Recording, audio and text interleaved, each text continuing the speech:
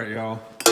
This is the front drive shaft off of a 2008 Dodge Ram 2500 6.7 4x4. These little plastic things in your U-joint, you got to get those out because that's actually what holds your U-joint in. It's not like your normal snap rings or clips. Me, I used some MAP gas, a little torch handle, just real easy. I always wear safety glasses and put some gloves on too, because if that plastic gets on you, it's hot. It's known to kind of explode out of there when it comes out. Sometimes it'll just ooze out. But you just apply heat right in the middle there and it'll all come out.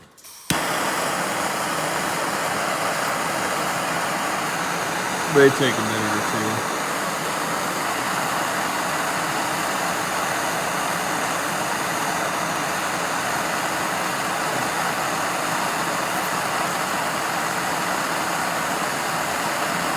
Make sure your holes are pointed away from anything that can.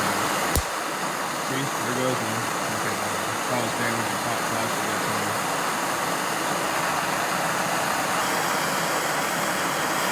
there. All right, that's all there is to it.